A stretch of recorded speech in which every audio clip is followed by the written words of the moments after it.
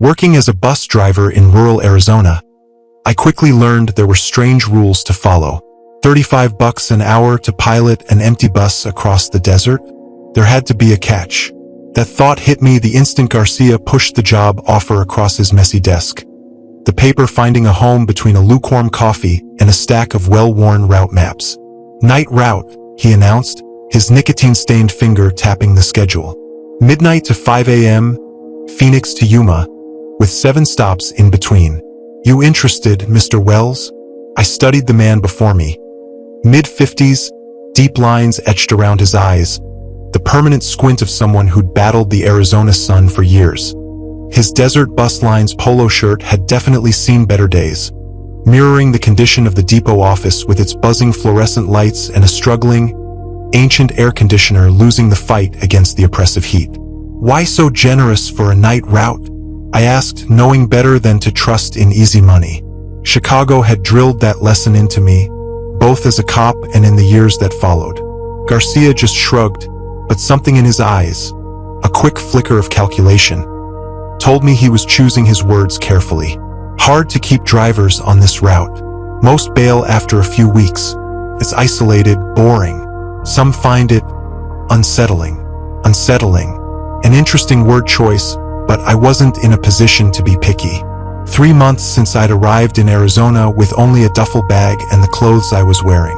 3 months of cheap motel rooms and odd jobs, trying to outrun a reputation that seemed determined to follow me. The truth had a way of doing that. I don't scare easy, I said, though it wasn't entirely true. I just knew that whatever waited on a lonely desert highway couldn't possibly be worse than what I'd left back in Chicago, or the darkness I carried inside. Garcia nodded, seemingly satisfied with my answer. There are rules, he said, sliding another paper toward me. This one was laminated, the edges worn smooth from frequent handling. Non negociable. I scanned the list, frowning slightly. Never deviate from the route, no matter what you see on the road. Stop only at designated locations marked with the company symbol. If interior lights flicker, recite the provided prayer immediately. Never stop between 2 a.m. and 4 a.m. for any reason. Prayer? I asked, raising an eyebrow in disbelief. Company policy, Garcia replied a little too quickly. Old tradition. Owners superstitious. I'd been a detective long enough to recognize evasion when I heard it, but I'd also been desperate enough to recognize opportunity. The pay would cover the motel and leave enough to start building something that resembled a life once again. When do I start? Tonight, Garcia said, relief clear in his voice. Bus is already prepped. I'll show you. Stepping outside, the afternoon sun beat down without mercy as we crossed the depot yard. Heat shimmered off the asphalt in visible waves, the air thick with the smell of diesel and dust. The bus waited in the shadow of the maintenance garage, older than I had expected. Its white paint faded to yellow with age and desert grime. As we got closer, I noticed something odd. Symbols scratched into the metal near the door, similar to the company logo but more intricate, almost like a language I couldn't quite decipher. Previous driver got artistic? I asked, running my fingers over the markings. Garcia's expression tightened noticeably. Don't worry about those. Just stick to the rules. He rushed me through a quick orientation. Controls, radio protocols, emergency procedures, standard stuff delivered with an unusual intensity. As he handed me the keys, his fingers lingered for a moment, as if reluctant to let go. The prayer card is in the compartment above the visor, he said. Don't lose it. I nodded, pocketing the keys. Anything else I should know? Garcia hesitated, looking past me toward the distant mountains shimmering in the heat. The desert at night, it plays tricks on your mind. You might see things that don't make sense. Just focus on the route. Complete it exactly as scheduled. I've seen my share of things that don't make sense, I said, thinking of evidence logs and planted fingerprints, of the look in a killer's eyes when I testified against him. I can handle a few mirages. Garcia didn't smile, remaining serious. We'll see. The depot was eerily quiet when I arrived for my first shift, the night air still heavy with the day's heat, lingering like a bad memory. A security guard nodded from his booth, barely glancing up from his phone. My footsteps echoed as I approached the bus, the keys jingling in my hand with a sound that seemed far too cheerful for the emptiness surrounding me.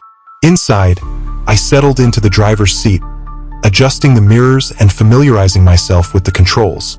The leather was worn smooth in places, molded to the shape of countless drivers who had come before me. I ran my fingers over the steering wheel, feeling subtle indentations where countless hands had gripped it tightly. How many of them had followed the rules to the letter?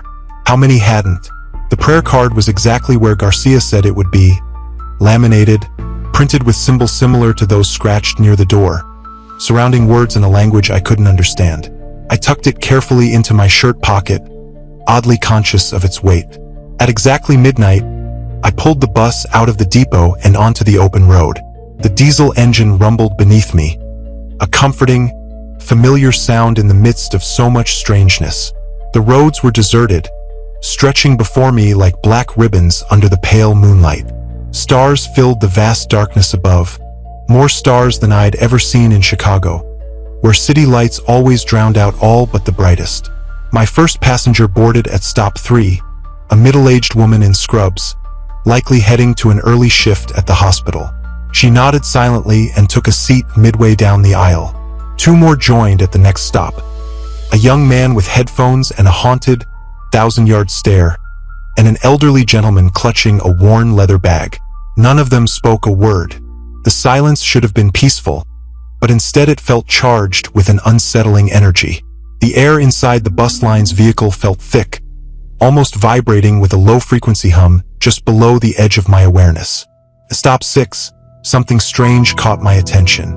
Despite the uneven distances between each stop and the varying number of passengers getting on and off, we arrived at each location with impossible precision, exactly when the schedule said we would. The digital clock on the dashboard seemed to flicker, speeding up or slowing down imperceptibly, as if struggling to maintain that flawless timing. "Must be busted," I muttered under my breath, tapping the plastic casing. The elderly gentleman, who had since moved to the seat directly behind me, chuckled softly. "Time works differently out here, driver." I glanced at him in the rearview mirror, but he was staring out the window, his reflection oddly blurred despite the bright interior lights. By the time we reached mile marker 67, the bus was about half full. I counted 12 passengers in total, scattered throughout the seats. Yet, when I checked the mirror again, I could only make out 11 reflections. I blinked hard, counted again, but still only 11. Sweat beaded on my palms as I gripped the steering wheel. The road stretched endlessly before us, the bus plunging deeper into the rural Arizona desert, where the darkness seemed absolute. The lights of civilization receded, leaving only the cone of my headlights cutting through the inky blackness of the asphalt. And then Eli, I saw it. A figure standing at the roadside near mile marker 67, unnaturally tall and thin. It stood perfectly still, its face turned toward the bus as we passed. In the brief flash of my headlights, I could discern no features, just a smooth, blank space where a face should have been. I snapped my head around for a better look, but there was nothing there, just darkness and the endless expanse of the desert. "You saw it too," said a voice from the front row. I jumped, my eyes darting to the mirror. A Native American woman, whom I hadn't noticed boarding, sat directly behind me. Her silver hair woven into a thick braid, her eyes reflecting the dashboard lights like a cat's. Her weathered face was calm, but her hands gripped the seat in front of her with white knuckles. "Saw what?" I asked, my voice sounding steadier than I felt. She didn't answer, and when I glanced in the mirror again, she seemed to be asleep, her head resting against the window, as if our brief exchange had never occurred. The remainder of the route passed without further incident, and we pulled into the depot at precisely 5 a.m., the digital clock flipping over to the hour just as the wheels stopped turning. As the last passenger disembarked, I exhaled slowly, realizing only then that I had been holding my breath the entire time. The job felt off in ways I couldn't quite articulate, but the envelope of cash Thomas Wells Garcia had left in my locker felt real enough. And for the first time in months, exhaustion finally overpowered my insomnia. I slept dreamlessly until afternoon, the desert sun baking the thin walls of my motel room. Curiosity, or perhaps something darker, drew me to the depot early for my second shift. With an hour to spare before departure, I decided to inspect the bus more thoroughly. The exterior symbols seemed to shift and writhe under my gaze, never quite the same when I looked directly at them. Inside, I ran my hands beneath the seats, checking for anything out of the ordinary. When my fingers brushed against something under the driver's seat, I knelt down for a closer look. A small compartment, cleverly concealed in the floor panel, contained a stack of notebooks, log books from previous drivers. The most recent entries, dating back 6 months, were written in a cramped, nervous hand. Mile marker 67 again. Third night in a row. Thomas Wells Garcia says it's nothing to worry about as long as before I follow the strange rules. Lights flickered for nearly a minute tonight. Prayer barely worked. The skinwalker was closer this time. Something wrong with the mirrors. Passengers don't match. Thomas Wells Garcia says, Eli, I'm imagining things. The final entry consisted of a single, chilling line. He's waiting at mile marker 67. God help me. My heart hammered against my ribs as before I flipped through the older log books. Similar patterns emerged. References to mile marker 67, the flickering lights, and something called the skinwalker. Each journal ended abruptly, followed by a new hand. What the hell have Eli I gotten myself into? I whispered, returning the books to their hiding place. That night, Eli I drove with heightened awareness, noting every shadow, every sound. The same Native American woman, Clara, boarded at stop 4, settling into the front seat. Her eyes met mine in the mirror, knowing and watchful. I'm Clara, she said simply. Before I could respond, the interior lights flickered violently. My blood ran cold as Eli I remembered the rule. With trembling fingers, Eli I pulled the prayer card from my pocket and began to recite the unfamiliar words. The moment before I finished, the lights stabilized, but in those seconds of stuttering illumination, Eli I'd seen something impossible. Every passenger momentarily reflected without a face, smooth skin where features should be, only Clara, who nodded approvingly when our eyes met again. You learn quick, she said. That's good. You'll need to. As we approached mile marker 67, Eli I gripped the wheel so tightly my knuckles whitened. The tall figure stood in the same spot, motionless except for its head, which turned to follow our passing. Clara tensed beside me. Don't look at it directly, she murmured. It notices those who notice it. Questions burned in my throat, but something in her expression warned against asking them now. Instead, Eli I focused on the road ahead, completing the route with mechanical precision. When Eli I returned to my motel that morning, sleep eluded me despite my exhaustion. The image of the figure by mile marker 67 haunted me, its featureless face hovering at the edges of my vision. Before I spent hours researching local legends at the town library, searching for any mention of skinwalkers. What Eli I found chilled me to the bone. Scattered references in old newspapers and folklore collections described shape-shifting witches from Navajo tradition who fed on fear and guilt. The descriptions varied, but all mentioned their unnatural height and ability to mimic human appearance. That night, my third on the route, Clara boarded once more. As the bus rumbled through the inky blackness, she spoke in hushed tones. This route isn't simply about transporting folks, she said knowingly. It traverses places where the veil is thin, where entities can slip through from elsewhere. I wanted to brush off her words as mere superstition, but the entries in the log books and my own unsettling experiences made that impossible. The rules, I stated, a question hanging in the air. They offer protection? She nodded grimly. The route creates a pattern, a precise rhythm. The timing, the stops, they forge a boundary that contains what would otherwise hunt without restraint. And the skinwalker? Clara's eyes darkened, reflecting the shadows of the night. One of many that linger in the spaces between worlds. But he's patient, persistent. He's been trying to breach the boundary for generations. As we approached mile marker 67, I saw not one, but three gaunt figures standing at intervals along the desolate roadside. Clara placed a gnarled hand firmly on my arm. "Don't slow down," she warned, her voice tight with urgency. "Don't stop under any circumstances." The bus sped past the silent watchers, and I exhaled shakily, the tension slowly releasing from my shoulders. In the rearview mirror, I meticulously counted my passengers. 14 tonight, a higher number than usual. Among them sat a man in a sharp black suit who hadn't been there just moments before. When I glanced at the security camera feed, his seat appeared eerily empty. Clara followed my gaze and frowned, her brow furrowed with concern. "The veil grows ever thinner," she murmured ominously. "The dark moon approaches, casting its shadow." The heavy weight of understanding settled upon me, crushing my expectations. This wasn't merely a job.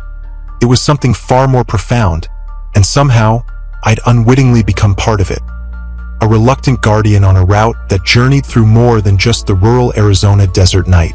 I arrived at the bus line's depot that evening to find Garcia locked in a heated argument with a man in an expensive-looking suit. Their voices carried across the otherwise empty lot, sharp and cutting like broken glass. "The schedule cannot be altered," Garcia insisted, his normally stoic demeanor cracking under the pressure. "Especially not now, of all times. The company has interests that extend beyond your traditions." The suit replied smoothly, his voice cold and devoid of emotion. "Budget cuts are necessary across all divisions, and we must comply." They fell silent abruptly as I approached, my presence interrupting their standoff. The suit glanced at me with the casual indifference of someone assessing furniture rather than acknowledging a person, then turned his attention back to Garcia. "We'll continue this discussion later," he said dismissively, brushing past me without so much as a nod. Garcia watched him go, his jaw clenched so tightly it seemed his teeth might crack. When he finally turned to face me, his eyes held a flicker of something I hadn't witnessed before. Stark fear. "Problem?" I asked, trying to sound nonchalant as I jingled my keys. "Corporate." He spat the word like a curse, his face contorted with disgust. "They want to reduce service, eliminate some of the less profitable stops, which are essential." He ran a weary hand through his thinning hair, his anxiety palpable. "They don't comprehend the forces they're messing with. They have no idea." A sudden chill ran through me, and it had absolutely nothing to do with the cool desert night air. "The stops are important, aren't they? All of them, every single one." Garcia studied me intently for a long moment, his gaze piercing. "You've been reading the logbooks, haven't you?" It wasn't a question, but I nodded anyway, confirming his suspicion. He sighed heavily, his shoulders slumping in defeat. "The veil is at its thinnest during the dark moon, making things vulnerable. Be extra careful tonight, Eli. Complete the route exactly as scheduled, without deviation." He pressed something small and rectangular into my palm. A new prayer card, the symbols etched upon it far more elaborate and intricate than the first one I'd received.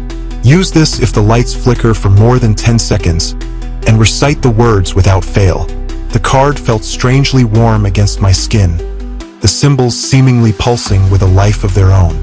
"Garcia, what exactly am I containing on this route? What is its purpose?" He looked toward the distant horizon, where the last sliver of sun was rapidly disappearing, casting long shadows across the land. "Something old, something patient, something that's been relentlessly trying to cross over for longer than any of us have been alive." His eyes met mine, his expression serious as a heart attack, conveying the gravity of the situation. "Don't stop the bus tonight, Eli. No matter what you see, no matter what you hear." The first half of the route passed with an unsettling, eerie calm. Passengers boarded and departed in near silence, their faces drawn and gaunt in the harsh, unflattering interior lights. I kept compulsively checking the mirrors, counting reflections, constantly watching for any discrepancies or inconsistencies. Every time we approached mile marker 67, my hands grew slick with nervous sweat. The image of the three figures burned into my mind. Clara boarded at her usual stop, this time carrying a small cloth bag that emanated a strong scent of sage and something metallic, something ancient. She settled into the seat directly behind me, close enough that I could feel her presence like a warm, comforting current. "Dark moon tonight," she said quietly, her voice barely a whisper. "He's hunting, Eli." Before I could even formulate the question of who he was, a man in a black suit boarded at the very next stop, his timing impeccable. He moved with an unnatural grace, each step carefully and precisely measured, as if he were gliding rather than walking. When he paid his fare, his fingers brushed fleetingly against mine, and they were cold as cemetery dirt and dry as ancient parchment, sending a shiver down my spine. "Thank you, driver," he said, his voice like stones grinding together, a harsh and unpleasant sound. "It's a perfect night for a journey.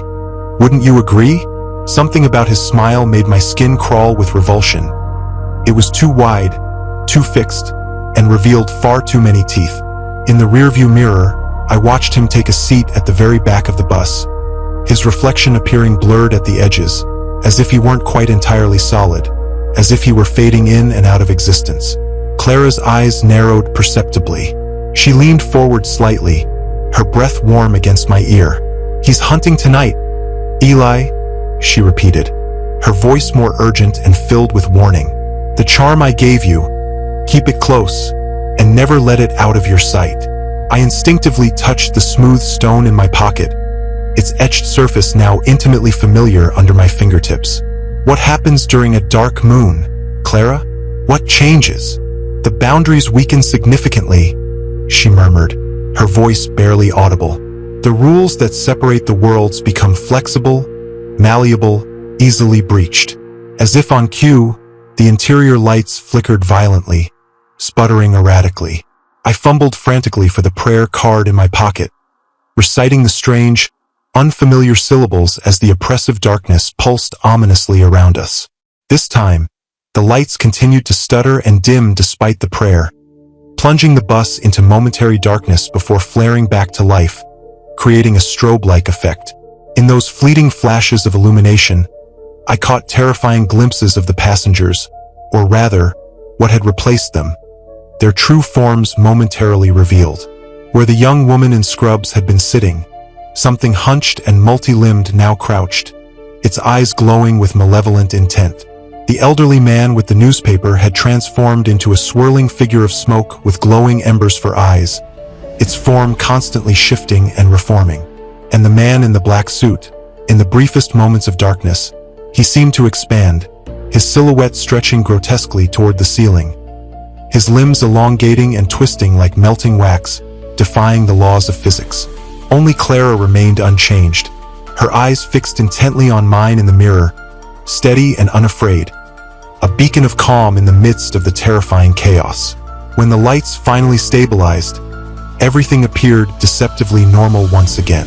The passengers settled back, mirroring their earlier postures, reading, dozing, gazing blankly out the windows. But the air itself had thickened, now pregnant with an electric tension that prickled my skin. "They're showing their true colors," Clara breathed, her voice barely audible. "The dark moon reveals what hides beneath." My grip tightened on the steering wheel, my focus laser-locked on the ribbon of road unspooling before me. "Are they dangerous?" "Some," she conceded, her tone measured. "Most are just travelers, like us, passing between worlds. But the skinwalker," she flicked a glance toward the back of the bus. "He doesn't just pass through, he hunts, he feeds." As we neared mile marker 67, I saw them, not just a solitary figure this time, but dozens, lining both sides of the road like a grotesque honor guard.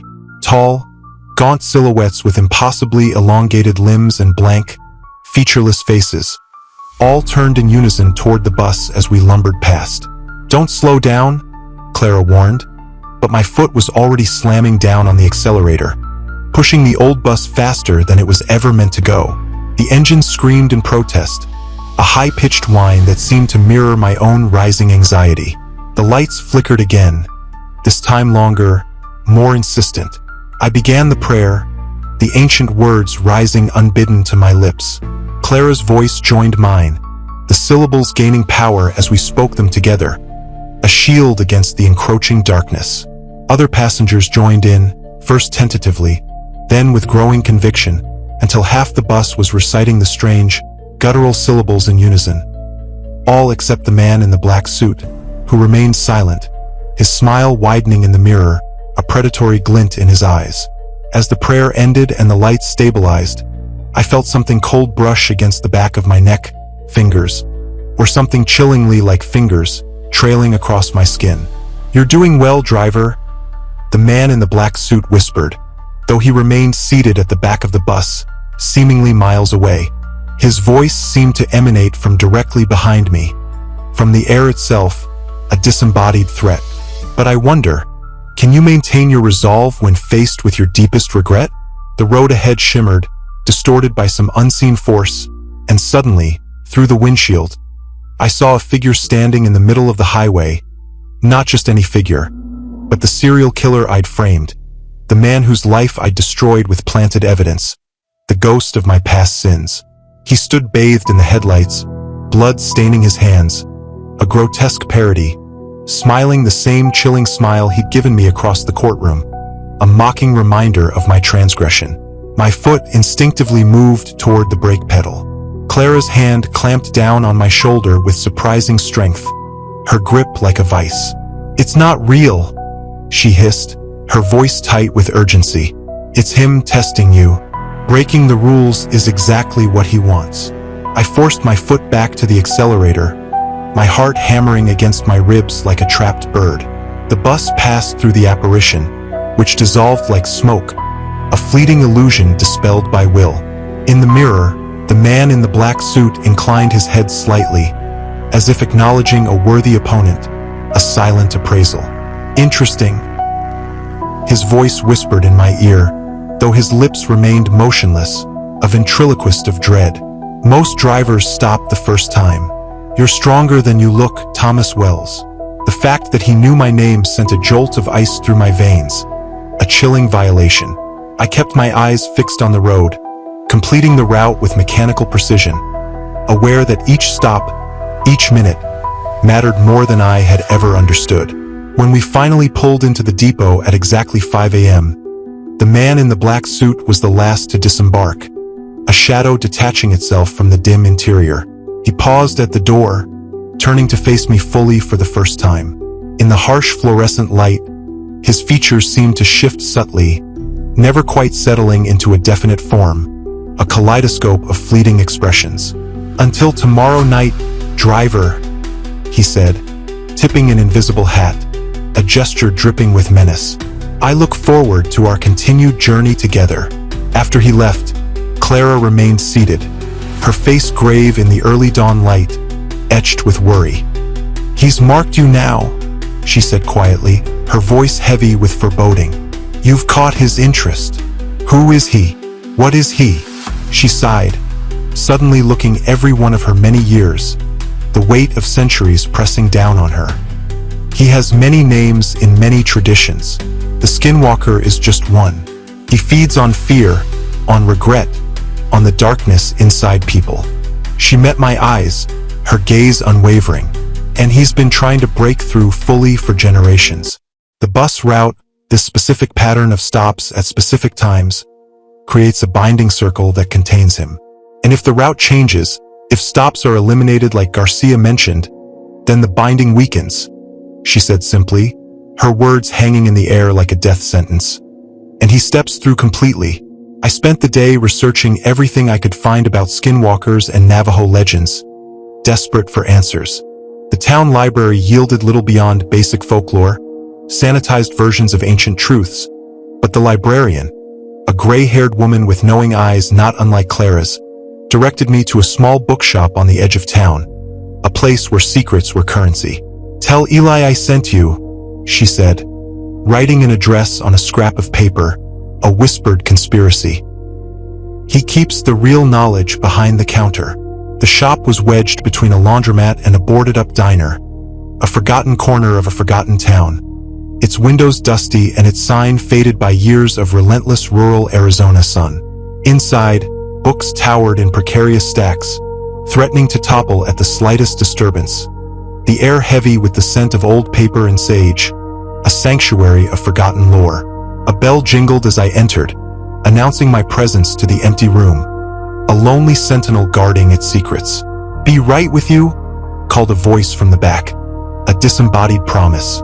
I browsed while waiting, my fingers trailing over leather-bound spines and yellowed paperbacks.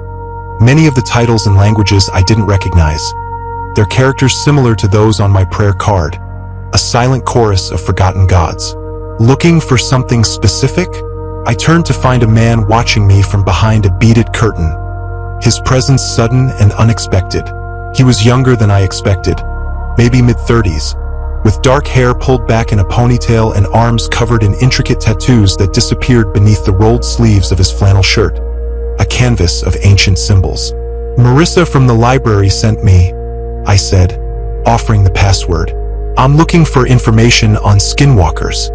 His expression shifted subtly, his eyes narrowing as he studied me with a new intensity, a hunter sizing up his prey. "You're the new night driver." It wasn't a question, but a statement of fact, delivered with quiet certainty. I nodded anyway, acknowledging the truth. "Thomas Wells," I said, extending my hand in a gesture of tentative trust. He hesitated for a moment before shaking it, his grip firm and calloused, his palm crossed with a scar in the same unsettling symbol I'd seen etched into the dashboard of the bus.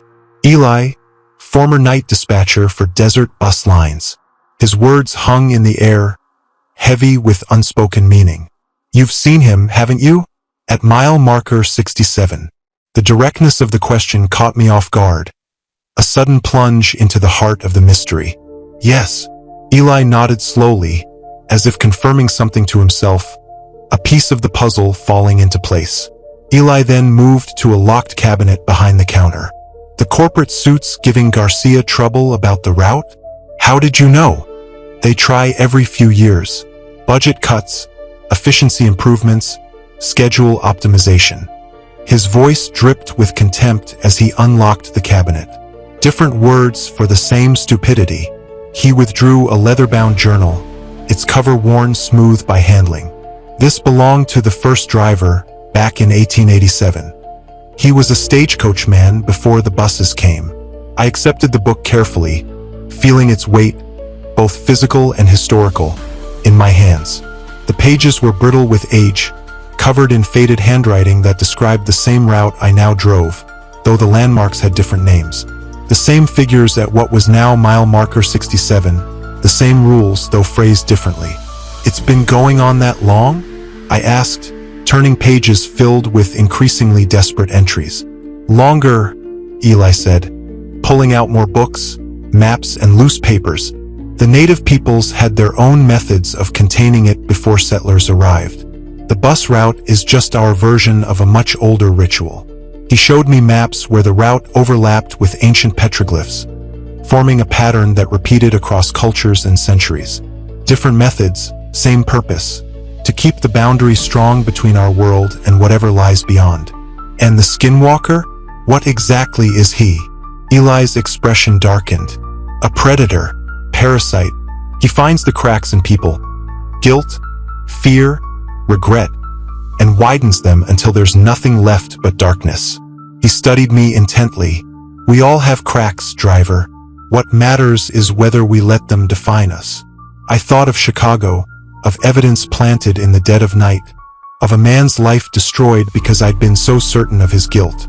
"He showed me something last night, someone from my past. He'll use whatever leverage he can find," Eli said. "The dark moon peaks tonight. He'll be stronger than you've seen him yet." "What happens if I fail?" I asked, though part of me didn't want to know. "Then you won't be the only one who pays the price," he said simply. The depot was unnaturally quiet when I arrived that evening. No security guard at his post, no maintenance workers preparing buses for the morning routes. Just emptiness and the distant cry of a coyote that sounded almost like laughter.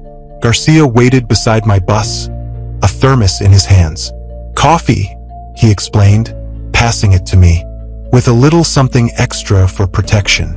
The liquid inside smelled of strong coffee and the same herbs Clara carried. The corporate suit was back today, he said, glancing nervously at the darkening sky. They're cutting the route starting next week, eliminating stops 7, 9, and 12. My blood ran cold.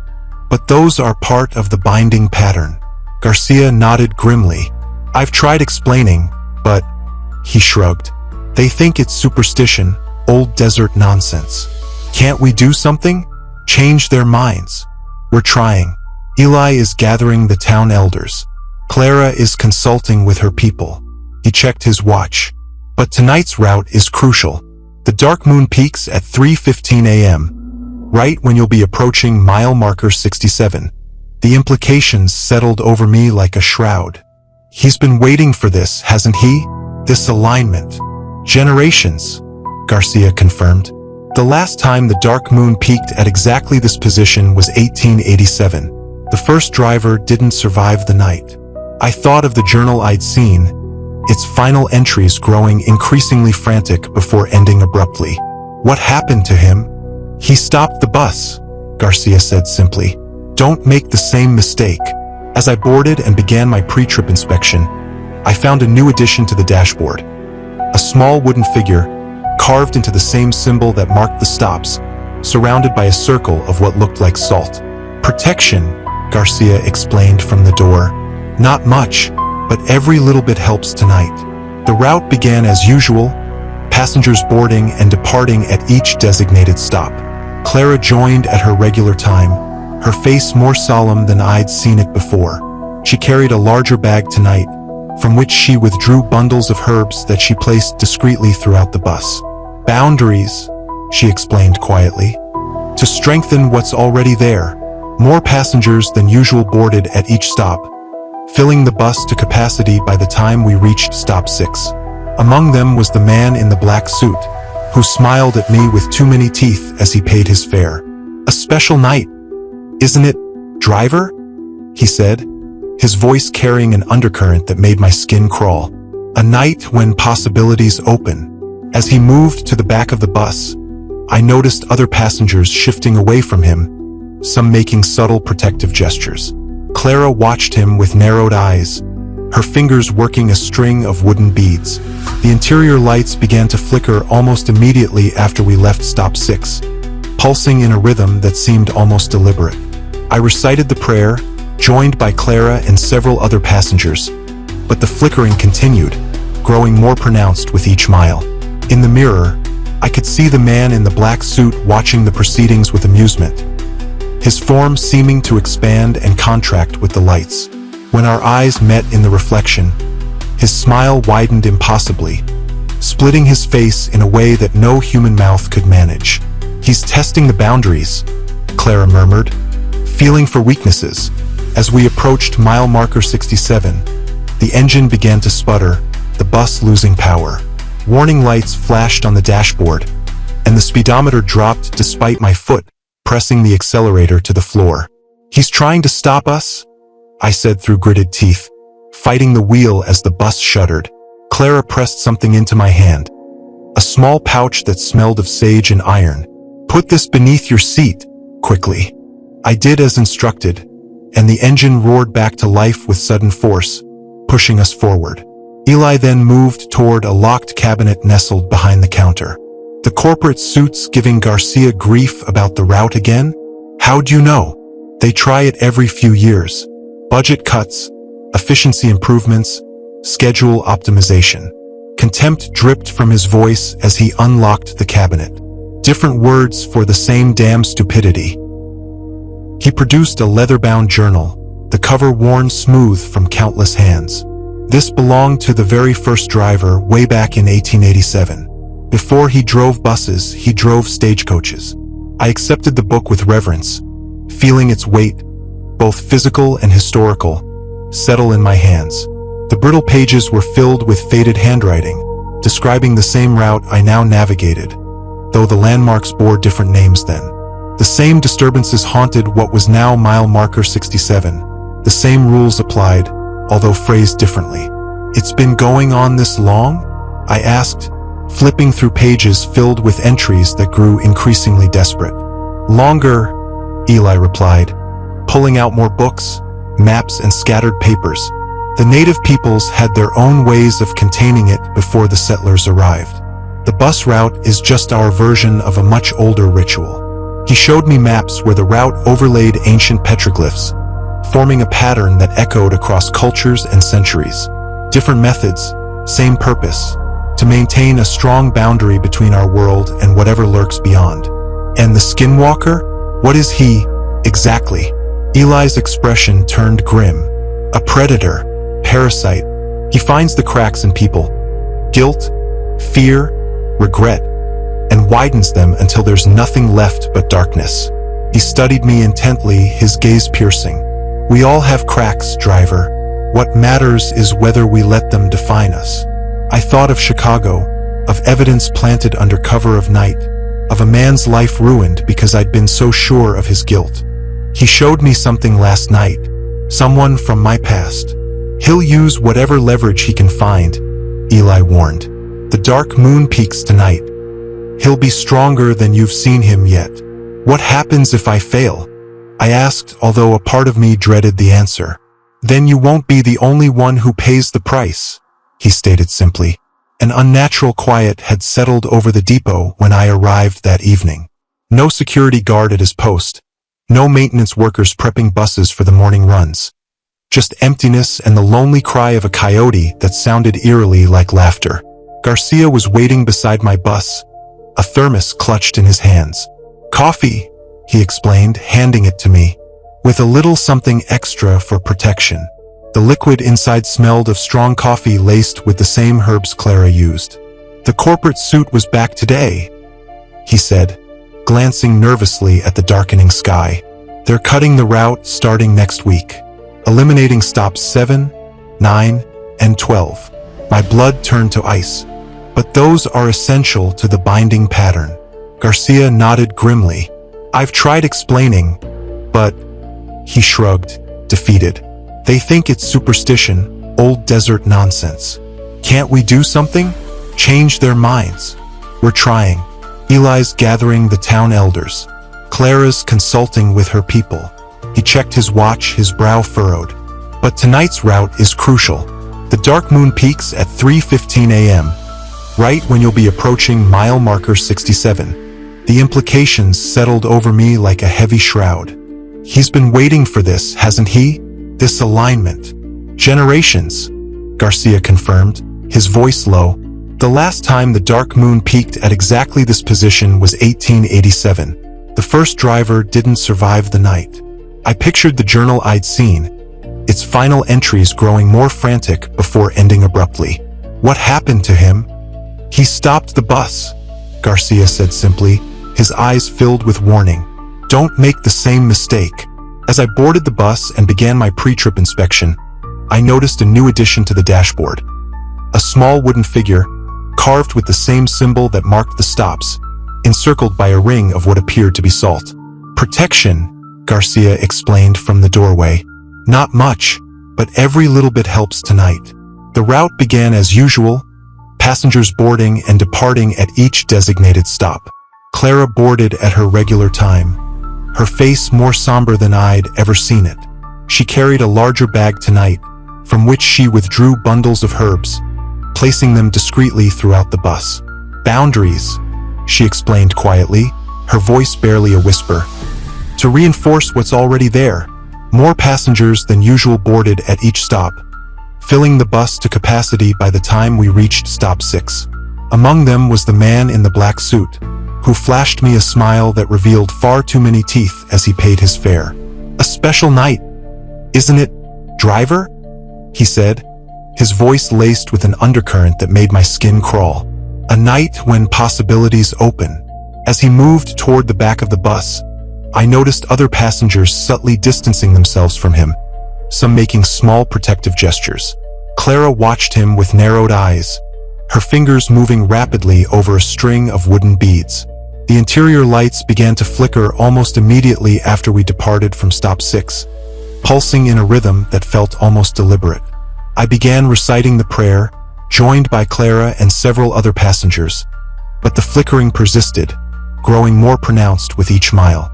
In the mirror, I could see the man in the black suit watching the proceedings with amusement, his form seeming to subtly expand and contract with the pulsing lights.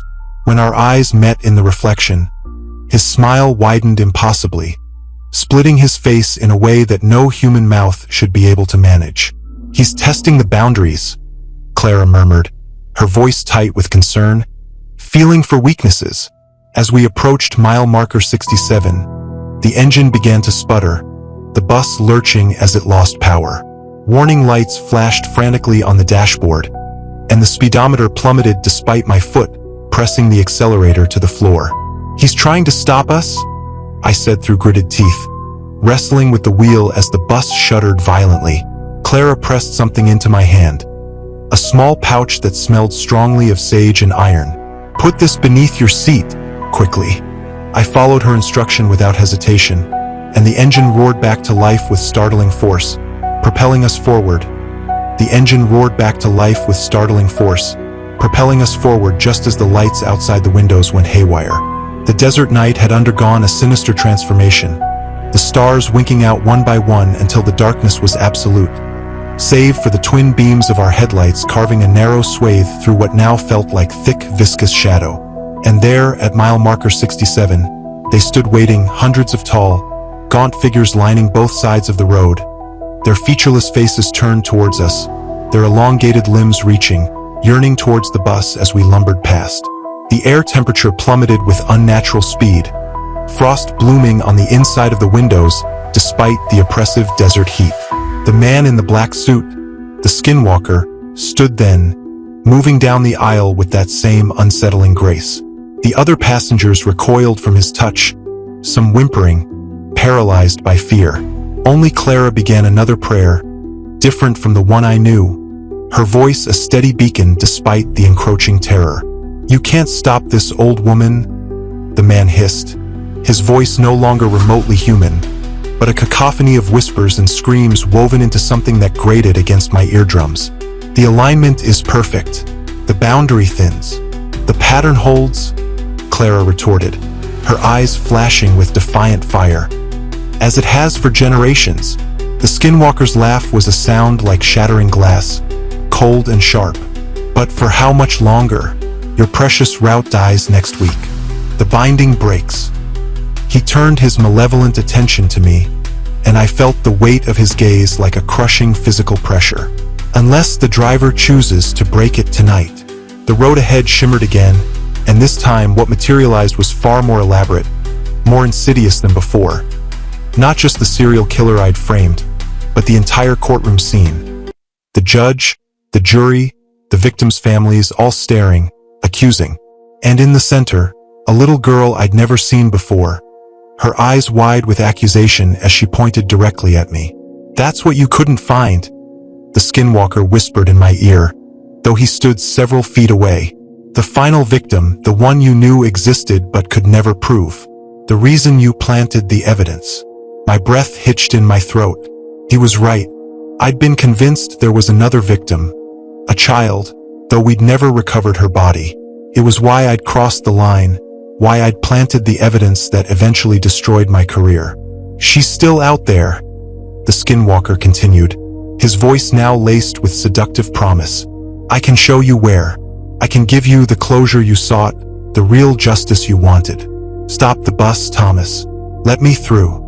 The child's image grew more vivid, more real. She looked directly at me, her eyes pleading for help, for the justice I'd failed to secure for her. My foot hovered over the brake pedal, my heart torn between the rules I'd sworn to uphold and the justice I'd spent my life pursuing. "It's not her," Clara's voice cut through my anguish, sharp and clear. "It's him, using your deepest regret against you." The skinwalker leaned close, his breath cold against my ear. "But it could be her," he whispered, a manipulative caress. "Stop the bus. Let me through. I can give you what you've always wanted. The truth." For one terrible moment, I believed him. My foot began to press down on the brake. Clara's hand clamped down on my arm, her grip surprisingly strong. "If you stop, everyone on this bus dies. Everyone in town dies. And that child remains just as lost to you. The apparition of the girl wavered, her face momentarily revealing something else behind the familiar features. Something ancient and hungry, something not human. The illusion shattered like thin ice, and I forced my foot back to the accelerator, pushing through the vision as it dissolved into smoke. The skinwalker's face contorted with rage, his human disguise momentarily slipping to reveal something that hurt my eyes to look at directly. Angles that shouldn't exist, depths that seemed to go on forever. "You'll regret this defiance, driver," he snarled, his voice causing the windows to vibrate and hum. "There are worse things than death, worse things than guilt." "Perhaps," I agreed, meeting his gaze in the rearview mirror. "But I've carried my guilt for years. I can carry it a while longer if it means keeping others safe." Something flickered in his expression then, a hint of uncertainty, perhaps even a grudging respect. He retreated to the back of the bus as we passed the final tall figure at mile marker 67, the air gradually warming as we left the unnatural darkness behind. Clara squeezed my shoulder. "You did well," she murmured, her voice filled with quiet strength. "Better than most."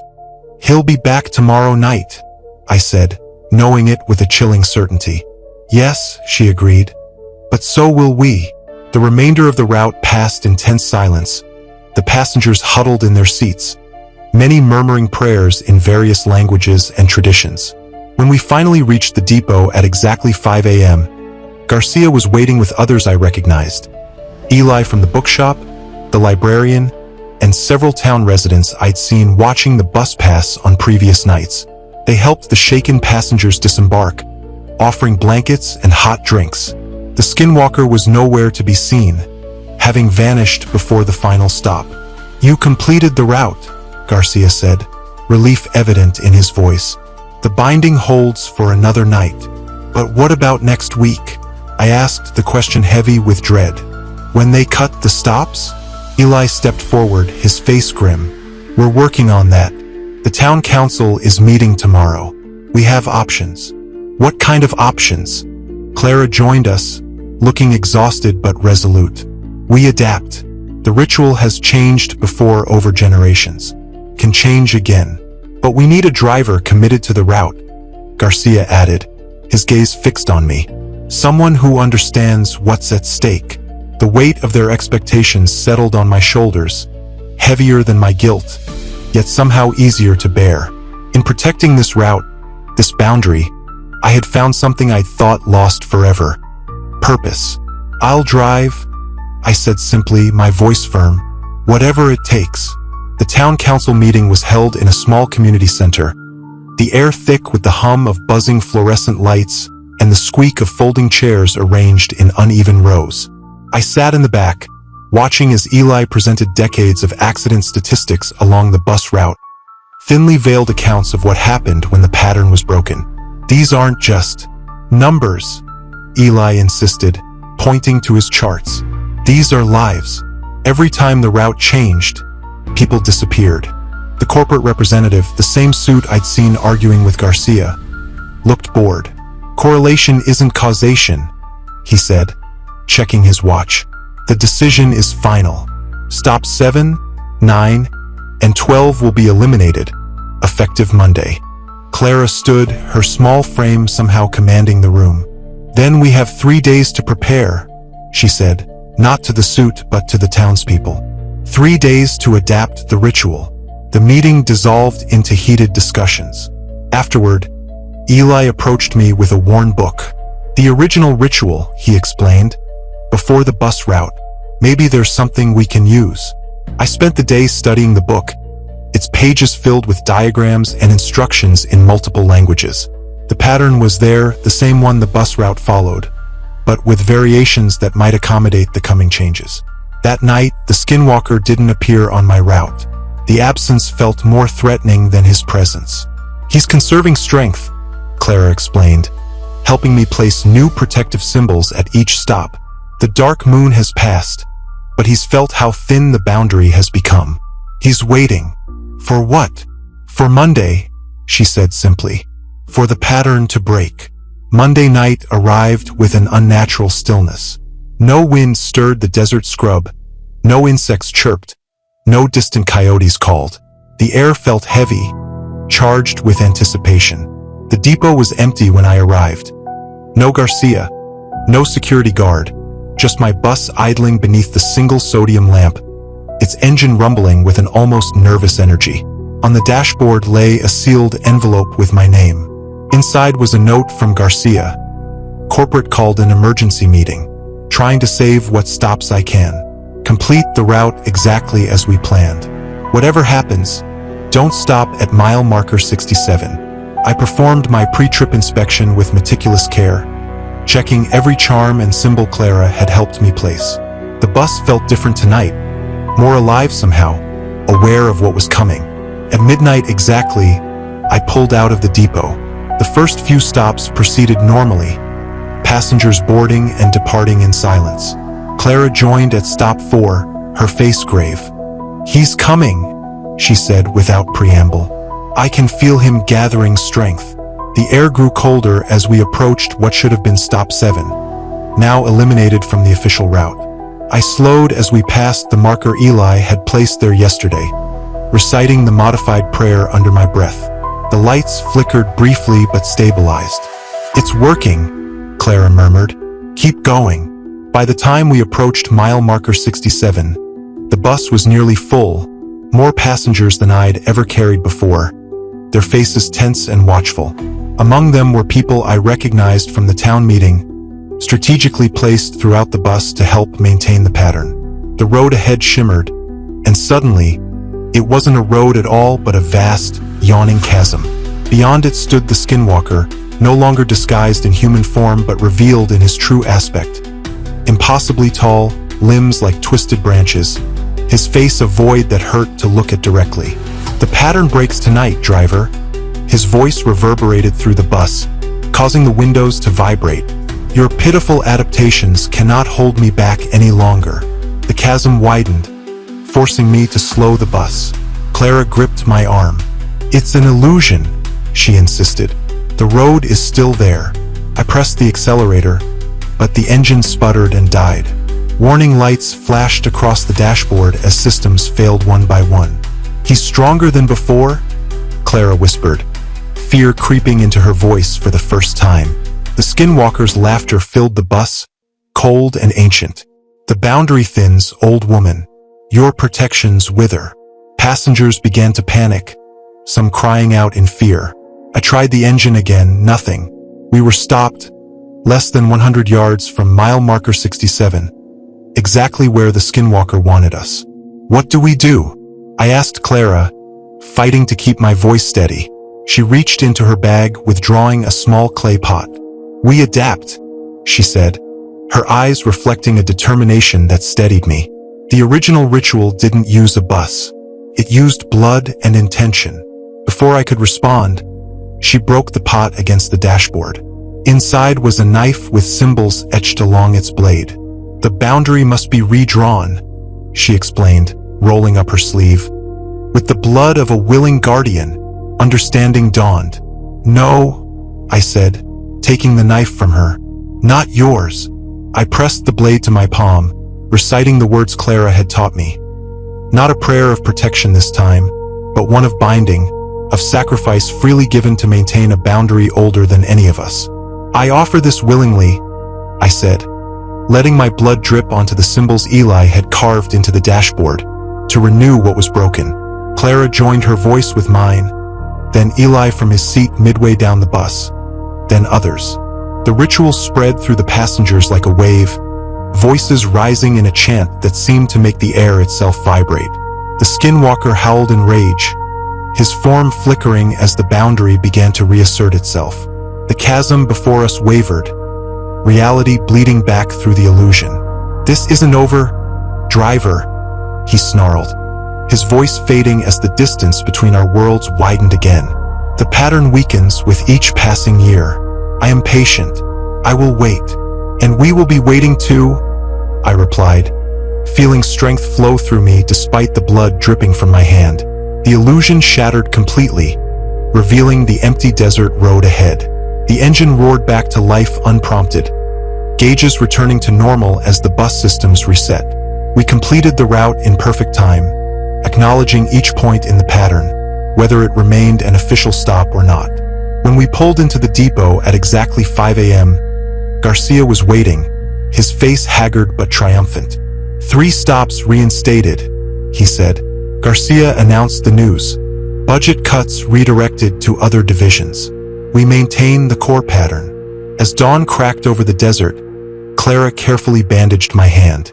The binding will hold, she assured me, for now. And next time, I inquired, already anticipating the inevitable. Another dark moon rising, another callous corporate decision, another brutal test of the boundary. Next time we'll be ready, she responded, her gaze locking with mine, filled with a quiet, unwavering certainty. The Guardian always finds a way. The first rays of sunlight kissed the bus, illuminating the symbols now strengthened by my own blood. And in that instant, I understood what I had become.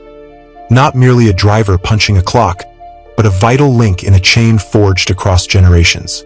My past mistakes couldn't be erased, but perhaps they had inexorably led me to this point, to this desolate landscape where my choices resonated with a power I never could have imagined. The Skinwalker would inevitably return. The boundary would undoubtedly be tested again. But for now, in this fragile moment suspended between darkness and light, I had finally discovered my purpose.